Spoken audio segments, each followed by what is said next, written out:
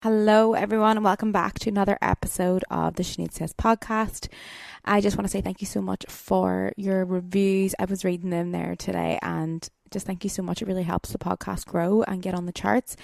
And also, it would be great if you could subscribe, because that means you get like a little notification whenever my podcast comes out. So today is a solo podcast, and it's all about journaling. Now, I feel like I've been gatekeeping the journaling podcast. I have been gatekeeping it because I was going to do a journaling workshop. But every time I ask people what podcast do you want me to do next, like there was just too many people asking for journaling and they didn't know where to begin. And I've been journaling for 5 years now, and I journal probably every day. Yeah, probably every day, apart from the weekends. Monday to Friday, I journal every day. And the transformation from my first journal to maybe, this must be, I don't know how many journals I've had, maybe 12 or something.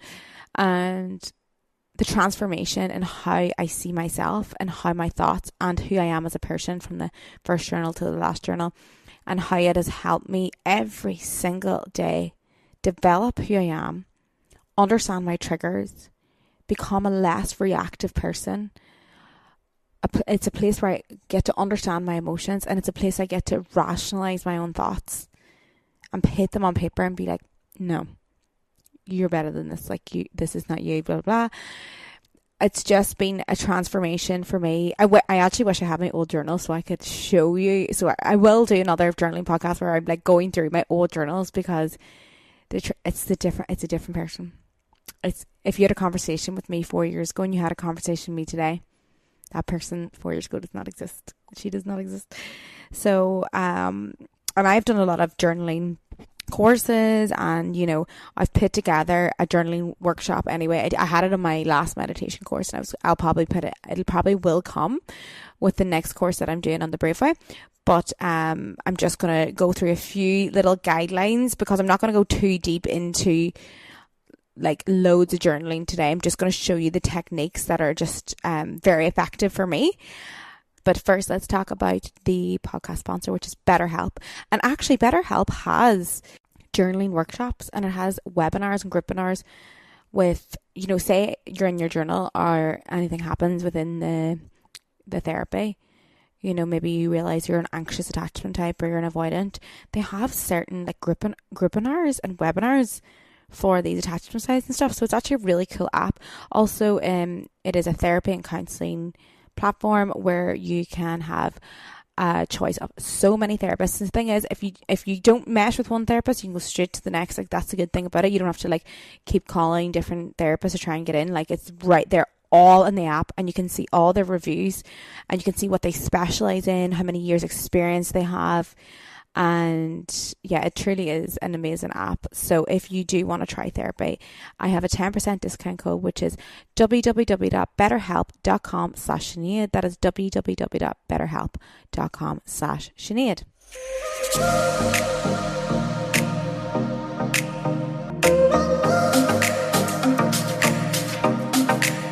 So first of all, let's ask, why do we journal? And there's so many different reasons. So it depends where you are in life. Okay, so for me, journaling is a type of therapy, and it's about getting the thoughts out of my head. I will go into like these reasons after I list out the reasons why. So it also is to bring awareness to the negative self-talk in order to heal and change and grow. Number 3 is to find out who we truly are in order to find your purpose and dream life. Number 4 is putting goals on paper brings action and prepares your brain to receive. Number 5, to reframe past events to see what they have taught us. And number 6, to reflect on how far we have come. Number 7 is to recognize triggers and take action to overcome. And number 8 is for fun and to record history, because we're actually going through like a historical event right now, and I feel like our children might need to know all the ins and outs of what happened in our day-to-day life. Like, you don't remember what happened 10 years. I don't know. Must have a bad memory, but I don't remember like what happened in my childhood. I don't I remember some bits, but like I don't remember what happened like 20 years ago at uni, but I was drunk, things like that. There's people I don't remember, but like if I had a journal at that time, I'll be able to look back and be like, oh, okay. So don't forget the fact that our memories can go either way. So it's better to record it so you can always go back, and your memory will then, it will come back to you. Just like if you look at a photo, you remember that time. So yeah. So you would have seen this reel on my Instagram. So one of the techniques I use is feedback loop journal. And this is used in order to find out what you really like, what you don't like, and in order to bring you closer to like what you truly want in life. And when you truly know what you want, and you know your goals, and you know your values, then life becomes so much easier. You understand your decisions, you understand your actions better. And yes, it's just, you just need to find out who you are, basically. And this is the way. So it's also called, I think I heard somebody called energy journaling. So it's understanding where your energy goes, and where you feel good and where you feel bad, and what feels easy to you and what feels hard. And when you understand where your energy goes, you can understand what to put your energy into. So for example, I find it really easy to sit here and talk about self-development. I also find it really easy to be in groups and take live, like in-person groups. I'm very extroverted. It comes really easy to me.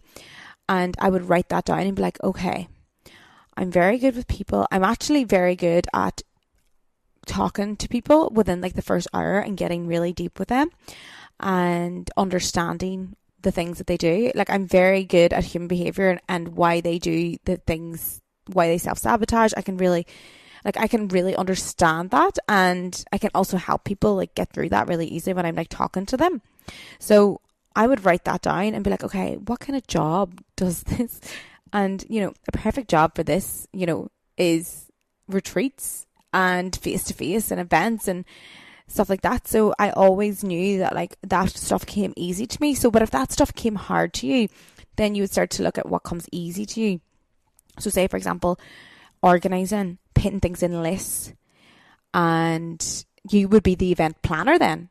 I would run the retreat, you'd be the event planner because you've got all the lists and you could do all the planning and stuff like that. So you have to find like that stuff does not come easy to me at all. Like planning and schedules and just timekeeping, stuff like that, like is very hard for me. So it's to recognize where your energy goes.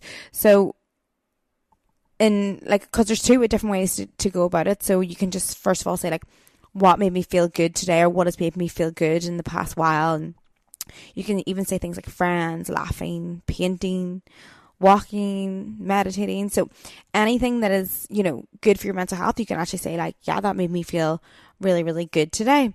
And you can really bring awareness to what made you feel good. And then that emphasizes the next day, that made me feel good yesterday. So if I feel bad today, then I can do that.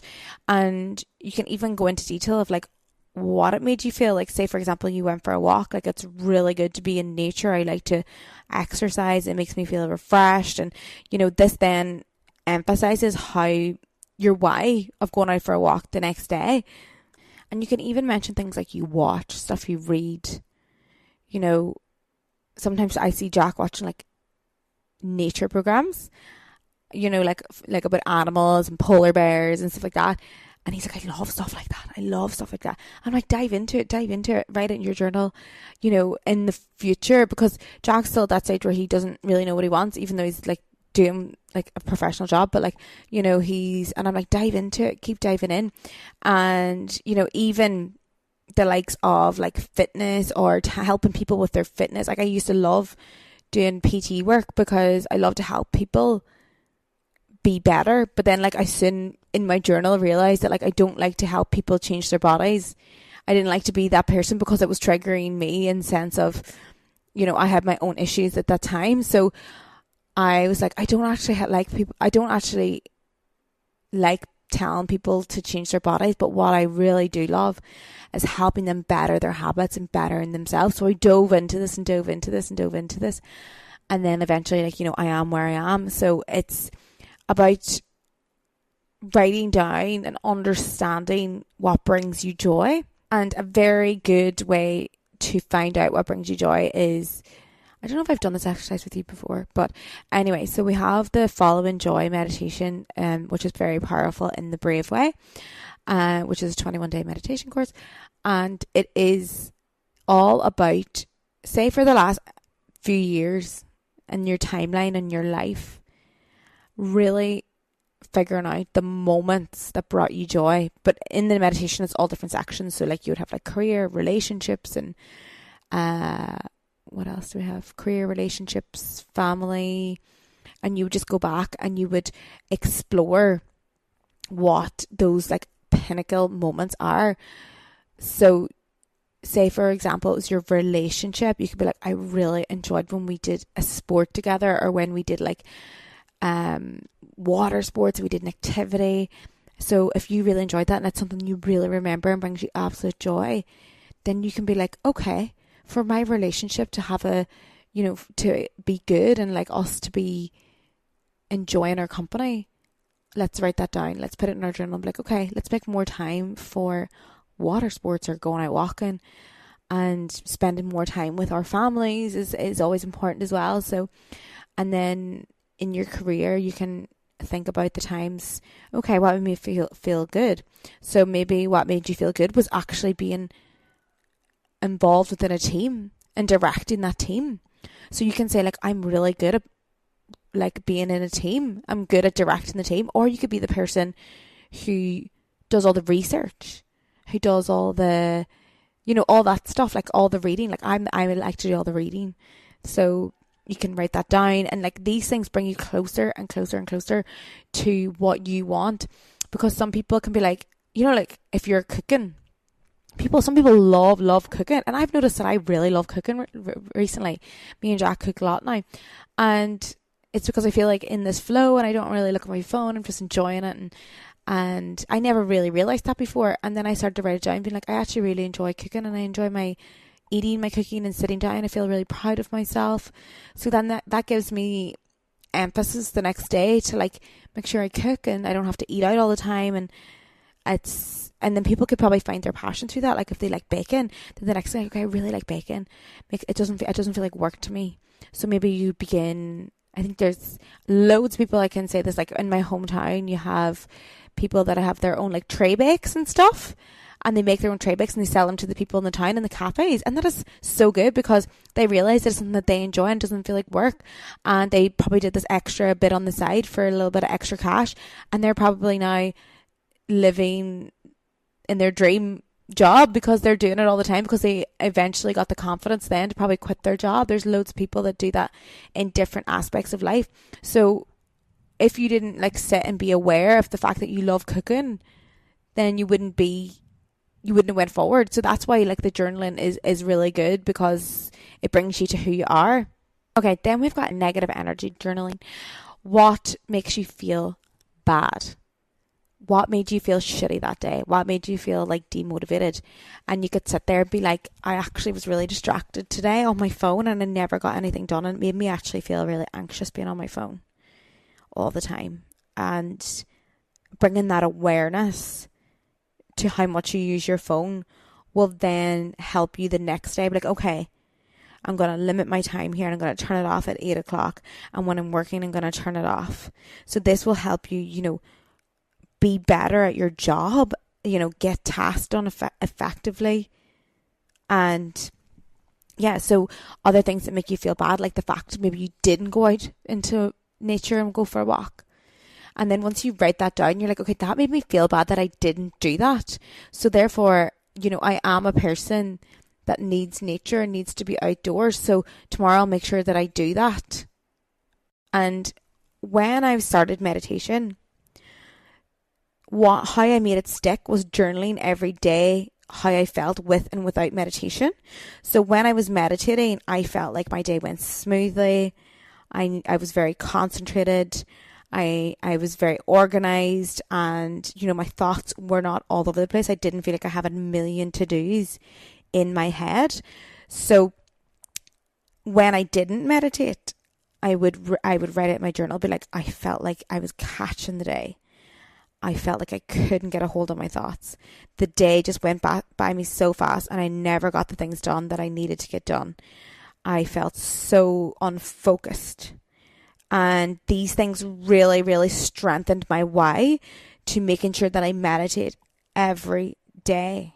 Okay. So, at the beginning of my meditation journey, I was kind of like in and out, in and out, in and out. But when I was sitting down, being like, okay, no, today I didn't, like, my thoughts were all over the place. I was reacting to my family. I was, being like, I wasn't in control of my emotions. The days I meditated, I was so in control of my emotions. I felt like I was understanding myself better.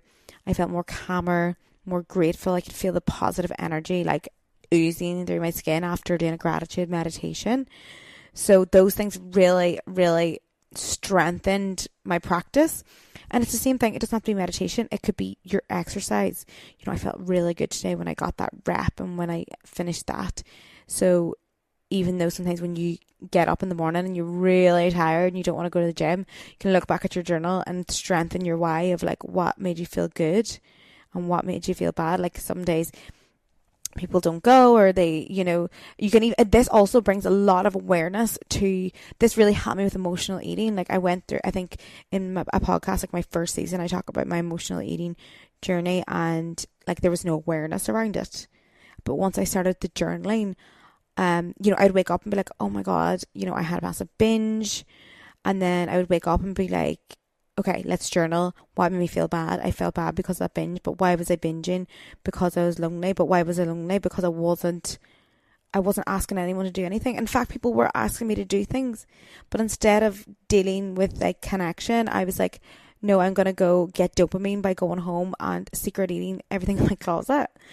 And I was completely unaware of what was going on, like, because it was just not being journaled. It wasn't being processed properly. Like I was using the food and the binging as a way to spike my dopamine, because I just felt like that was the only control that I had. Like I remember being at work and people asking me to do things like quiet after work, but I wasn't in the mind space, and like I didn't really understand how much I needed the connection of other people.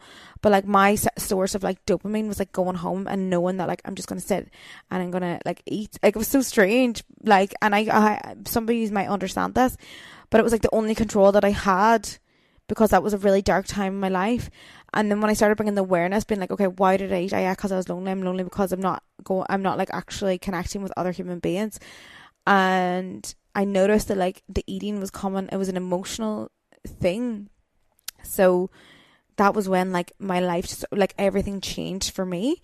So yeah, you can start to understand your behaviors by what made me feel bad today. And then once you know what makes you feel bad, you can start to question yourself and be like, why did I do those things or not do those things? And how can I change my actions to feel good? So if you have already journaled all the things that make you feel good, like going for a run, seeing friends, and sometimes you're not even aware. Like it's so funny, because what we were saying last week in the podcast with Jack is Jack wasn't really reaching out to make friends, and I could see it because I know how much connection changes your mood and just like makes everything better. But he was like, oh no, I'm fine, because he didn't want to deal with like putting himself out there. And when he did, it was like crazy to see him come home from like being out and stuff with people, and he was like, he had a skip in his step, like he was like whistling. I was like But obviously the awareness, sometimes you're not aware of like what are the things that make you feel like that and make your day better. So you could say, what made me feel bad today, or what could I have done better? And you can really sit with that and be like, okay, yesterday I felt really good when I was like connecting with my friends, and I maybe had a conversation with my mom without my phone. Okay, let's do that now. How can I? And then even things like going to the gym, doing my yoga in the morning, doing my meditation, right? So if you said what made you feel bad today, or what I should have done better was I should have meditated because it makes me feel good, then you can write the steps. What can I do tomorrow to make sure that I meditate, to make sure that I get into nature, make sure that I am more productive? So you would sit down and be like, okay, I need to get up earlier in order to stretch, meditate, do my exercise. And maybe you do things like put your clothes out for the morning, or make sure you have everything, you just have everything ready. Your books are sitting there ready and your food is ready. You know, these things, then you're like, okay, if I want to feel good and I don't want to feel like I felt yesterday, then here is my plan. And then, you know, you start to get into this flow and you start to begin your pleasure plan. So I spoke about the pleasure plan before. Basically, it's just you have this list of things where it makes you feel good, and you can just tap into that pleasure plan at any point whenever you're feeling this low energy. Okay, so let's just talk now about like emotional journeying, like understanding our emotions through journaling, because you can be triggered all day and you wouldn't know because you haven't really sat down and been like, okay, I was really triggered there. And that is why, like for me, journaling really brought all my triggers up, and then I had to like sit down with them and be like, okay, why did I do that? How can I be better? And yeah, you just go through this whole emotion, and then you get to this point, like at this point now, I kind of know, I don't know all of them, but I know a lot of my triggers and I can understand them. And it's literally like I journal in my head and rationalise them as soon as they happen. And yeah, sometimes it doesn't get rid of the actual trigger, but you can react better if you know why you're triggered.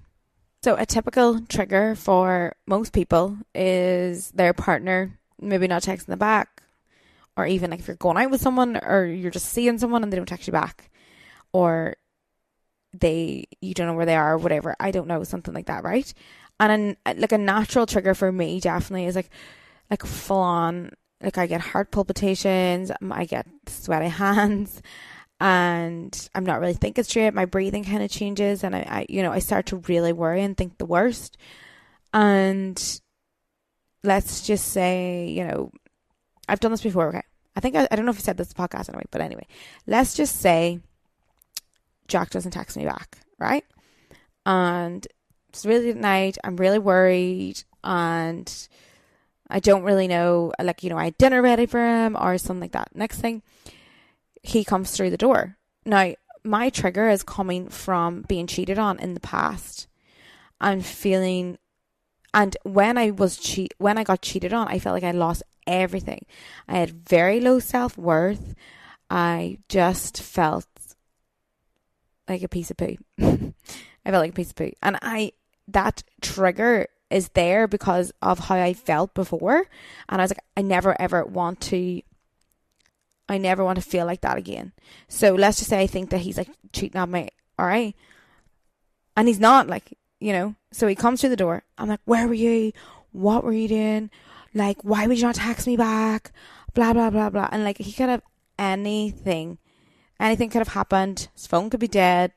Ran into someone, started chatting to them, whatever. So he comes through the door and I act out of complete suspicion, right?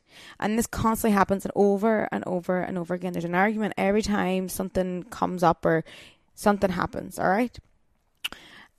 And it could happen anywhere. Like, say you're in the club and, you know, some girl is chatting to your boyfriend or something and they're just friends or whatever, but you are like, oh my God. And especially with drink, you start to begin this trigger. And you just, because you don't want to go back to that person that was sad and alone and who was felt worthless. Okay, so there's a trigger, but the trigger is affecting your relationship over and over and over again. There's an argument every single time because he's like, I'm not doing anything, you're a psycho, blah blah blah. Like, the relationship is just trigger. It's like based on emotions, and yeah, and then the pattern just keeps happening over and over and over again until you start being aware. So this is when journaling comes in. You journal and be like, okay, we had a massive argument last night because he didn't text me back. And then you can sit and go, why was I so worried, right? Or why was I feeling like that? Why did I explode on him whenever he didn't actually do anything? He was just late. You can sit back and be like, okay, it comes from a place of me being cheated on, and like going to that place of despair, you know, after you've been cheated on or after you've broken up with someone, anything like that. Or the same goes for being abandoned. You know, like it might not be cheating. It could be you were abandoned in childhood by a parent, or you were abandoned by another partner at one stage in your life. So it's not just cheating, it's like abandonment as well. So they're like, oh my God, you're going to abandon me. And then the trigger happens and then you're really hyped and then the argument happens. So you can sit there and you can be like, okay, why did we have this argument? And you're like, I had this argument because I really felt like I was going to be abandoned. I felt helpless and I really don't want to feel like that ever again. Okay. So you can sit there and be like, okay, first of all, the abandonment, the cheating, you got through it and you developed tools and you became stronger. So if shit like that happens again, you're fucking ready for it, all right? Then you've got this feeling. You can also say, you know, is it true that they did something wrong? Is it true that they abandoned me by not texting me back? It's just the trigger. It's the feeling of being abandoned. It's coming up because you need to heal from it. So that feeling needs to be healed. So when it comes up and you start feeling like that and you start acting with suspicion, then you can take it back and start to question it, because you thinking about it, arguing about it, even if it happened, you're not going to know until like the truth comes out. So like you having this argument, you feeling like this is kind of like pointless. So this feeling of emotions, right? There he comes through the door, you're fighting, you're screaming, it happens over and over again. In your journal, you can start to question, what is the trigger? All right. It means, it gives me this fear of, I have a fear of abandonment. And then you start to write the steps. But if you keep having this argument with your partner, he or she is going to be like, well, fuck this, you know? Like, why am I getting accused of shit I'm not even doing? And then like, there's this massive, like, energy shift in the relationship, you know, and then they're like, well, fuck, I can't, you know, and then they start lying, all right, saying, oh, this happened and this happened, because they don't want to deal with the argument, they don't want to deal with the trigger, so they start lying, and then you start freaking out about the lie, etc., etc. So once you've started to realize that you're triggered from a past event, you can start to be better with your reactions, because if they haven't texted you back, or they're late, or something happens, you can start to take a breath and be like, okay, here's the trigger. I actually feel like this. And you can feel the thoughts going around in your head, and you can then this is where the journaling helps you, because once you've realized it once, be like, okay, the trigger comes from being abandoned before, being cheated on before, and it can happen in friendships as well. So it's not just relationships, that it can happen with your parents, you know, when you feel triggered, or your sister or your brother. So once you start to recognize it, you can start acting from compassion. Even though you feel like it and you've got these thoughts running around your head, you can take a step back. And when your partner comes through the door, you can act with compassion to them. You can be like, okay, why were you late? Why did you not text me back? And you can sort of sit there, and they usually have a valid excuse, and you're like, okay. And you do still feel this little trigger, but every time it happens, you get better and better and better. What's wrong is when this argument continuously happens over and over again because of a trigger, and then the relationship just constantly has this big pull and energy shift and resentment, and then, you know, the partner sometimes can get really fed up of dealing with someone else's trigger. So if you don't have your emotions intact, then someone can be like, oh, fuck this, like, this is such hard work to deal with your emotions, that I'm not even doing anything wrong. So in fact, journaling can help all your relationships, because you can start to heal and realize, and then after time you begin to understand yourself a little bit more. And this can happen in so many different triggers, and it could be for anything. Let's just say you met a guy on a night out, or you met someone on a Tinder date. Okay, just went on a Tinder date, and you went on a date, and maybe they didn't text you back, or maybe it just wasn't for them. Okay. If you're so triggered and you feel so like searching for them, watching your story, or, you know, you're just like, you're really desperate basically, but you also have to sit and be like, okay, did I really like this guy, or do I just need their validation for me to feel good about myself? Because we don't know how to love ourselves really, so we need someone else's validation usually to feel loved. So you could sit with that and be like, you know what, I actually don't even think that me and this guy were meant to be. Like, he wasn't even, not even my type, but yet if he rejects me, I find it so difficult. Why do I find this so difficult? I find this so difficult because I have low self-worth. I feel like I need him to like me to feel good. Okay, you now have low self-worth. How do we fix the low self-worth? And then we go into, healing. You can do your self-worth with meditation, affirmations, reading books such as I Am Enough is a good book for this. The Mastery of Love is a great book for this. So then once you start strengthening your self-worth, you can take rejection easier. And that's why you need to start asking yourself, why do I feel so rejected? Why do I feel so sad? And you start to get to the bottom of it. Or even things like, there's people that go out and nights out and like they have sex with people and they regret it. And then they feel so bad. And you could sit down and be like, okay, why did I have sex with that person? Even though it made me feel really bad. Is it because I needed to have sex with this person to validate my own self-worth? Okay, low self-worth. How do we work on low self-worth? Let's get some affirmations. Let's get some self-love meditations. Let's begin the self-love work. So it's about like getting to know yourself and understanding the things that bring you validation, and begin the process of validating yourself.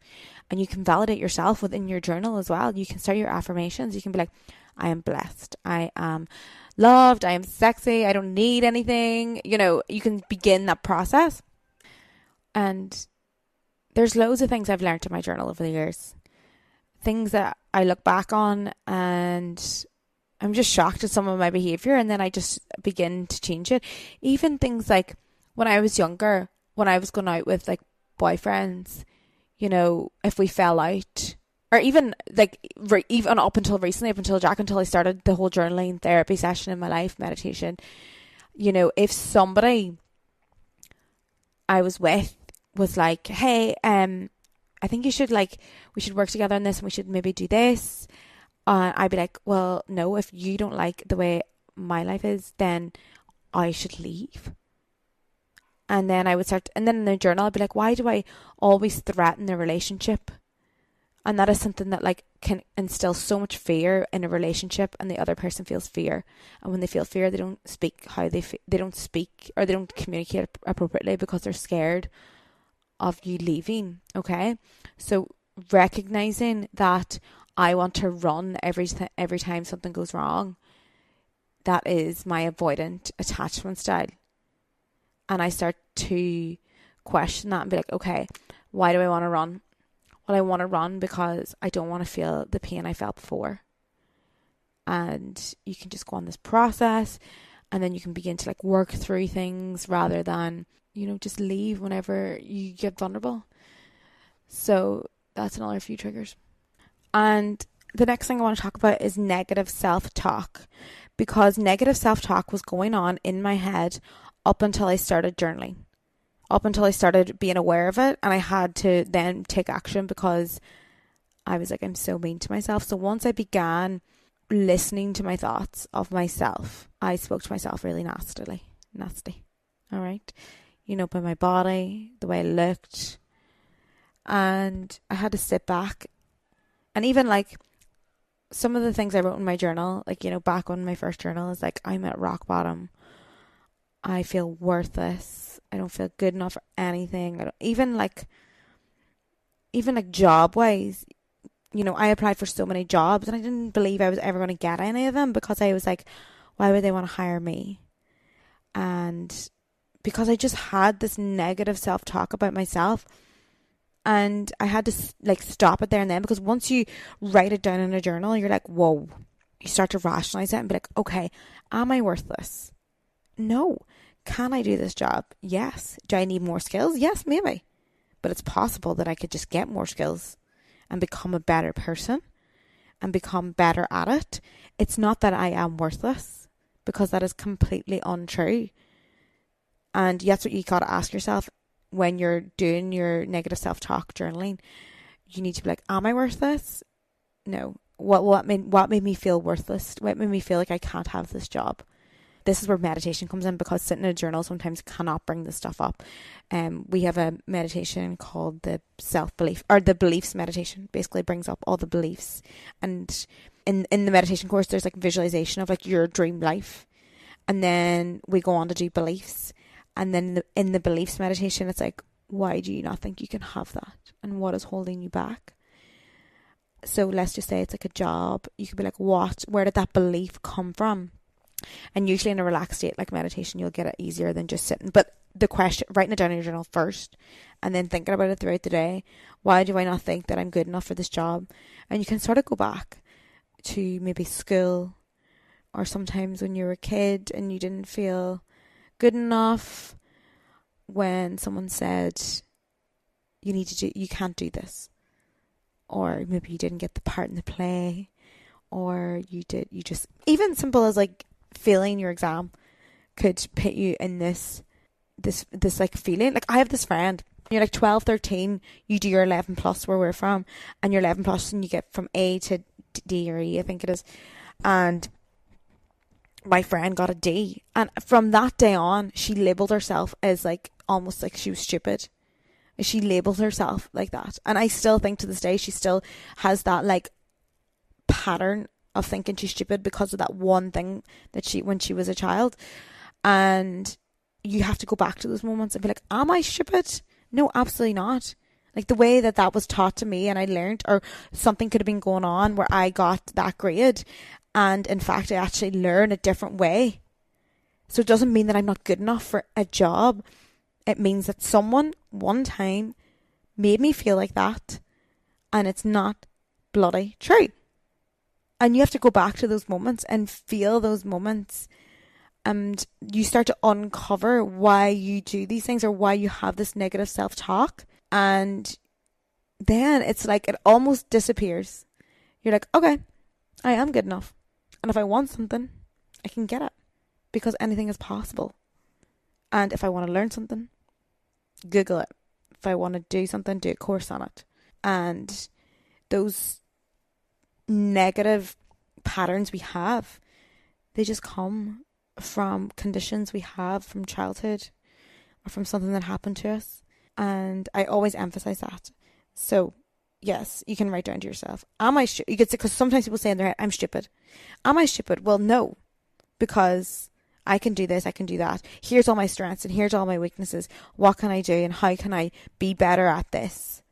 And this is when you start to uncover that you are good enough in your journal, and then you can go forward. So I would say that's the biggest step in like reaching your full potential is like realizing why you don't feel good enough and how you can go forward in life. Okay, I think it's going on a bit long now, but I'll do 2 more, and then maybe we're gonna have to do like a part 2 of journaling, because I don't even know how long I've been here. So the next thing is just like basically gratitude journaling and positive affirmations. So we do positive and gratitude journaling to completely rewire our brains to always find the good, and this is designed to halt like automatic negative thoughts. So they're also known as ants. It's a good abbreviation, because if you have an automatic negative thought, you can take one out and you can put it on your journal and you can rationalise it, you can look at it, you can deal with it.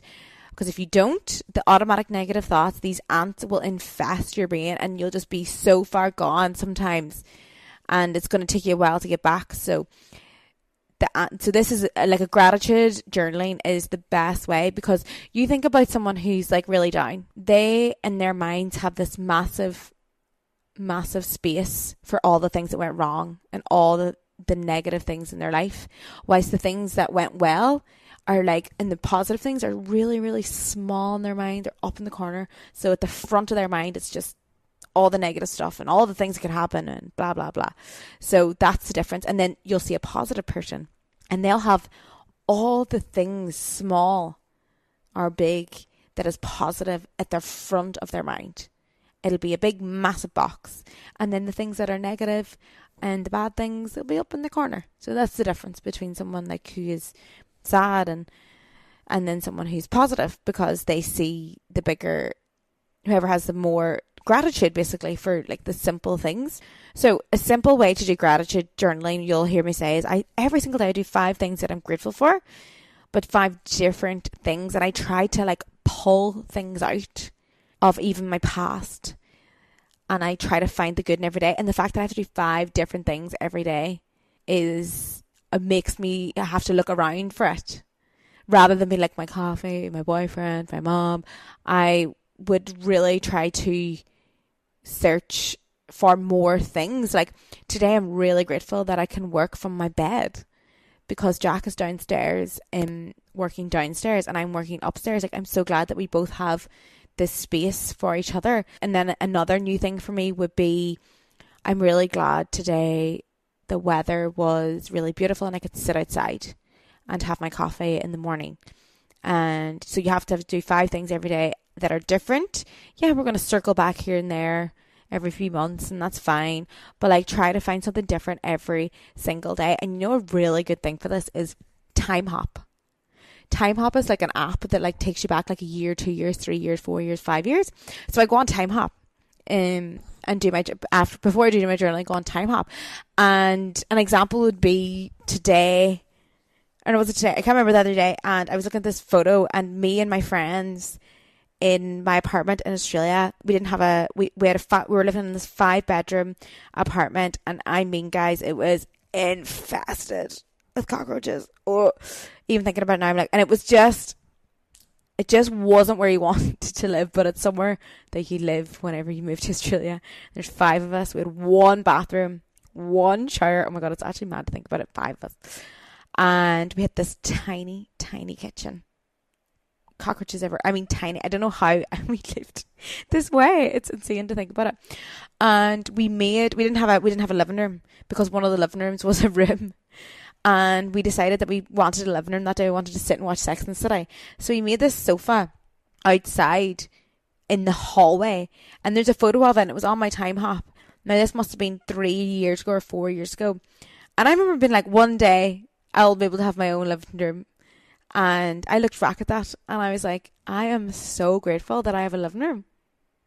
Because I really wanted a living room at that time.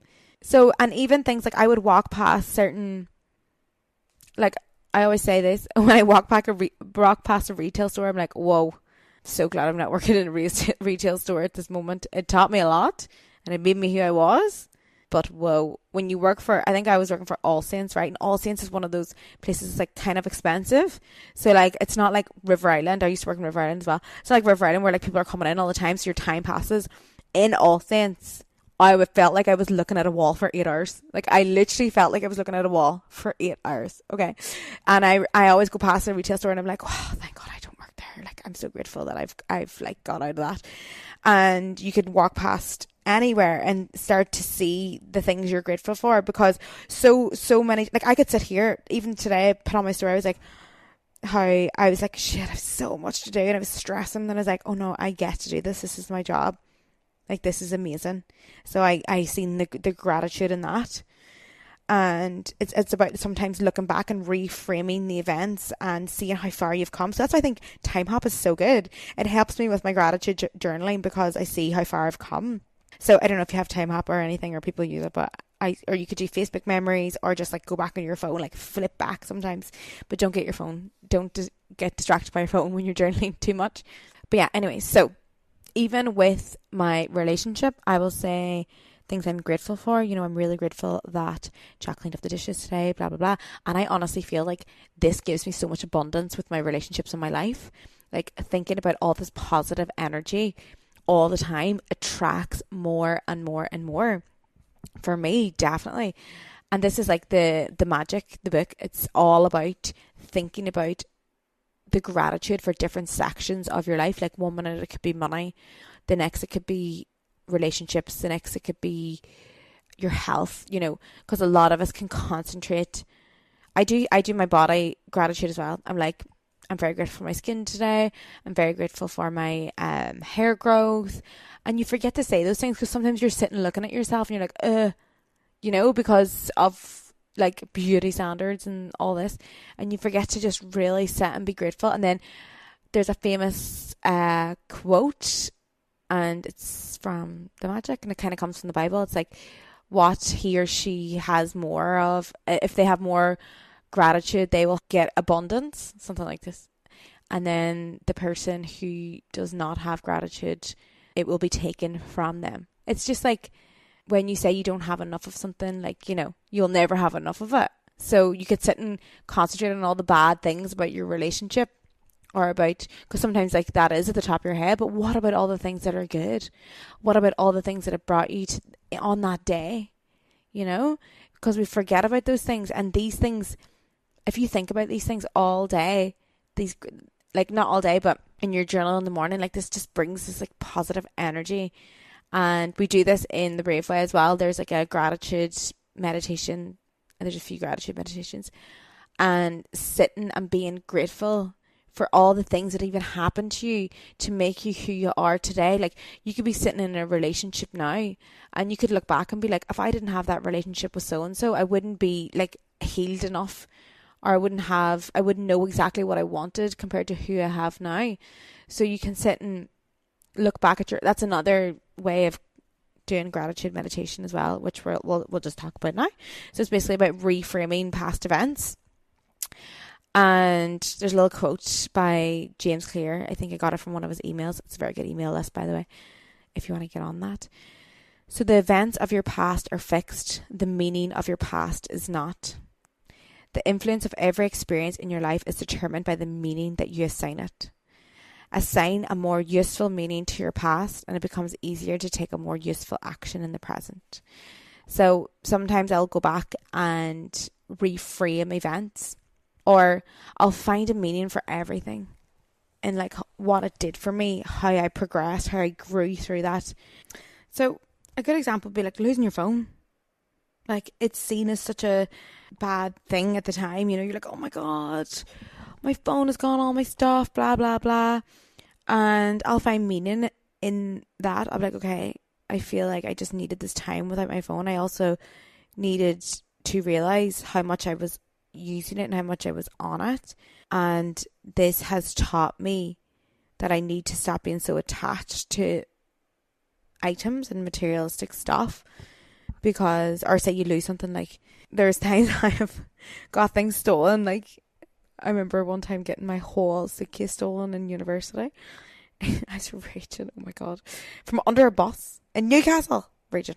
But anyway, and I remember like reframing that in my mind, being like, okay, I don't need to have the nicest outfit, the nicest clothes. I wore gym clothes for about 6 months after this because it's all I had.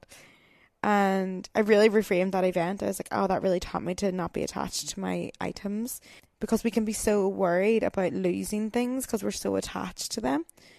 And when you lose things and but these things happen, you can like take a step back in your journal and like reframe the meaning and be like, you know what? I don't need that to be happy, because I have my inner peace. I have, you know, stuff like that. You know, just reframing those little events. Or, you know, even if you had like a breakup, you can reframe the breakup. Even, let's just say I'm in a relationship with someone and it's like crazy, like us fighting all the time. Like he wants me to be in one country, I want to be in this country, blah, blah, blah. And then you start to realize like, okay, I'm glad I went through that, because now I kind of know what doesn't work for me in a relationship. And I can move forward with what I exactly know what I want from someone in a relationship. Because you think you want one thing and you get it. And then you're like, oh, okay, no, that does not work for me. So writing that down in your journal can be like, okay, what do I want in a partner? What do I want in a job? And even things like, people always ask me as well, like, Sinead, oh, I'm kind of worried about moving away somewhere to a new city. I'm like, go. Just move. And you can always use that event and reframe it to strengthen who you are. So say you went to a city or you live somewhere and you really did not like it. You didn't like the weather, you didn't like the people. You can then start like reframing it in your journal and being like, you know what? That trip and that time in my life really taught me what I truly, truly want. So for me, I love living in the city. Although I'm sitting in Bali right now, it's not really a city. Well, that's why I'm looking to go this trip. I love how I feel in the city. I love just having everything at my fingertips. If I want to go dancing, if I want to go to yoga class, there's a lot of and that's a good thing about Bali as well. It has all that as well because everything's quite close.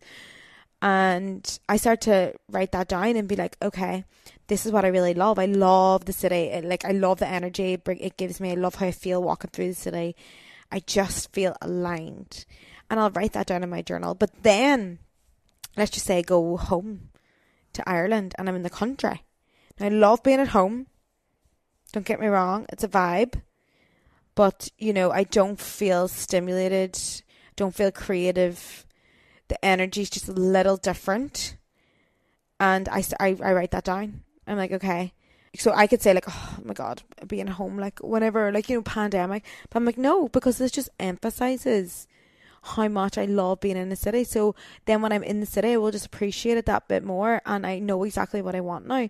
So instead of thinking like that was such a shit, even if you think about a job and you see it as like a negative time in your life, or you see it as a down time in your life, you can look back at that and be like, that taught me what exactly I do not want in a job.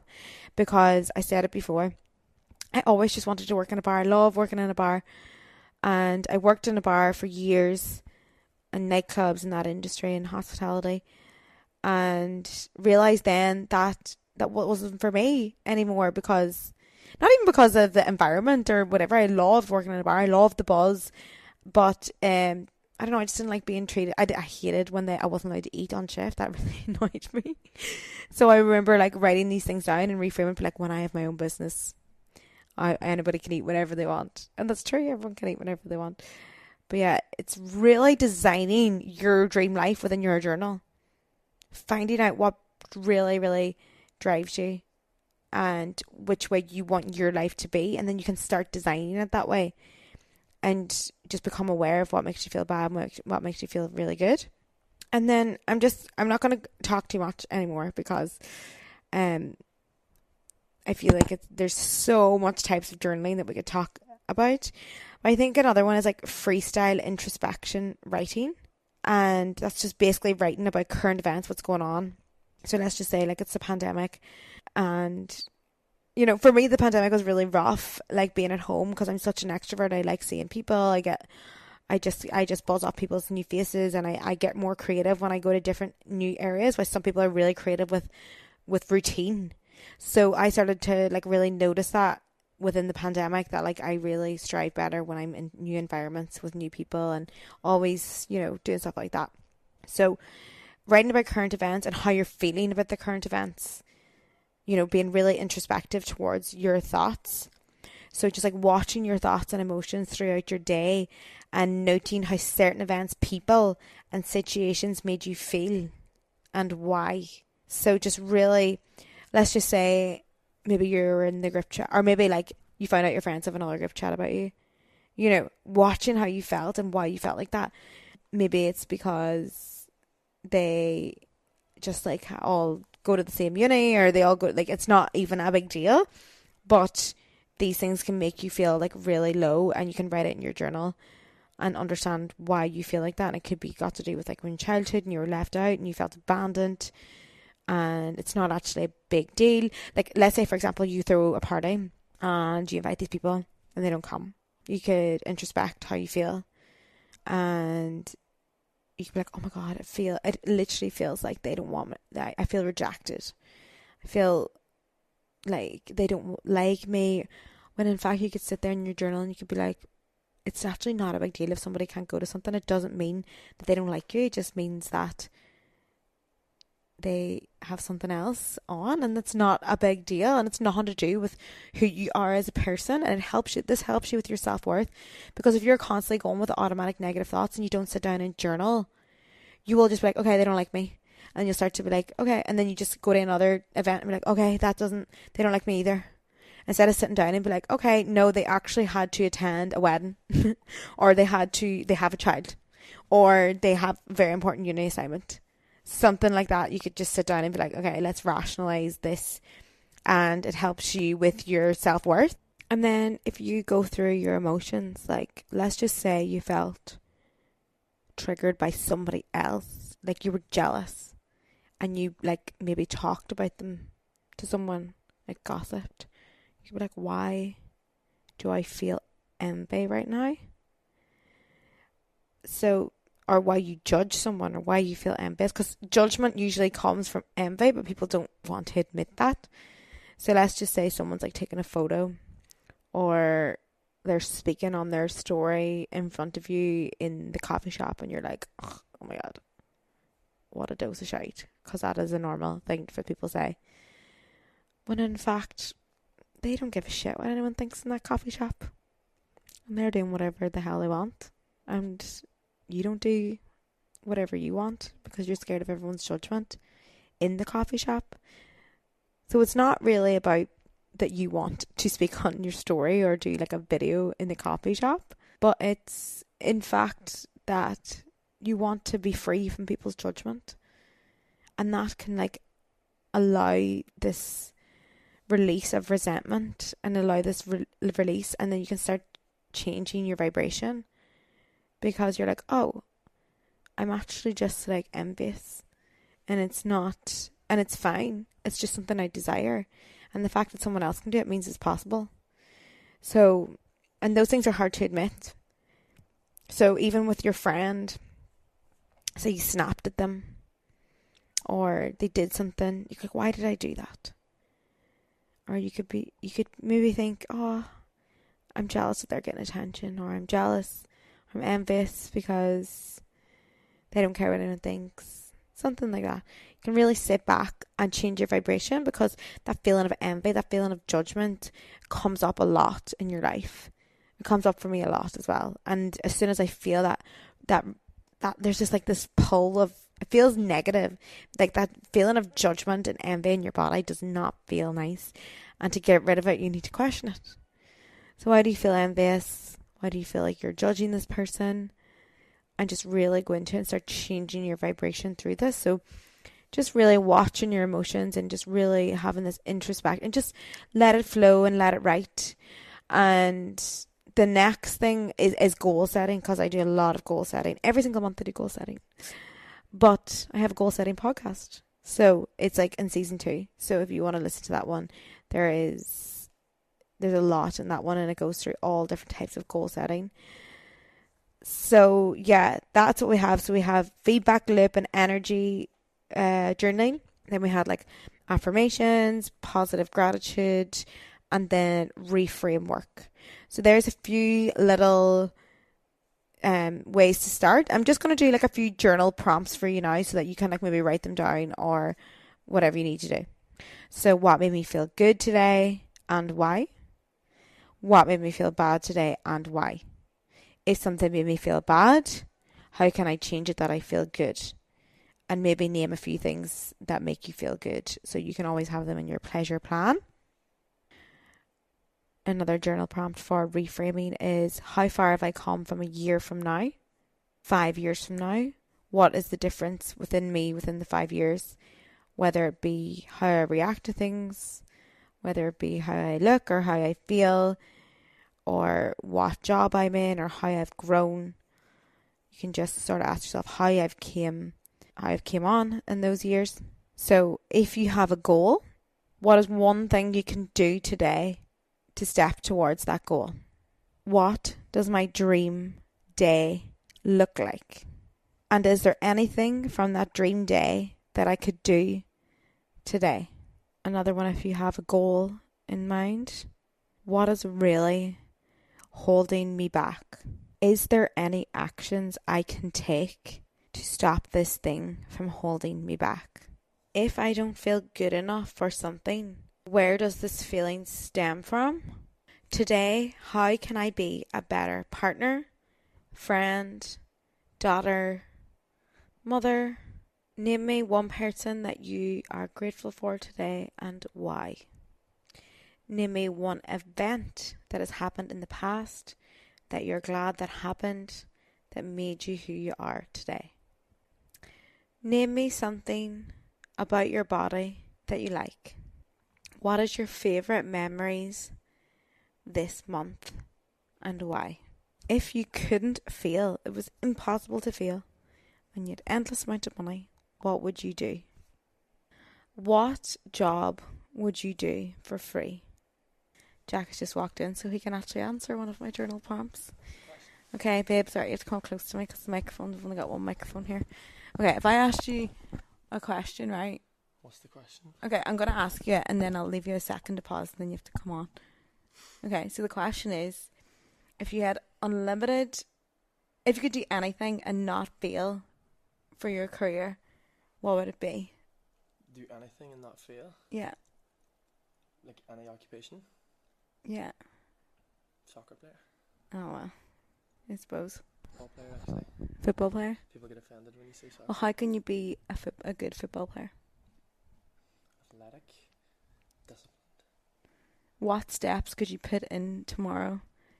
I have no hope of becoming a football player. Why not? I'm 26. You need to be scouted at a young age. Playing for a good team. Okay. Is there anyone being scouted at 26? Ever? I'd say there probably has. Well, then it's possible. It's not possible. It's just extremely, extremely unlikely. And this is how we question someone until they start to believe anything can happen if they want it to happen and they have enough discipline. If that 26-year-old that got scouted and you looked at his habits every single day, could be possible. It's not possible, but there's only like what, not point. Okay. So, at that point, I'm going to leave you there with them few journal prompts and see how you get on. Make sure you tag me if you're doing any of them. And thanks for listening. Bye.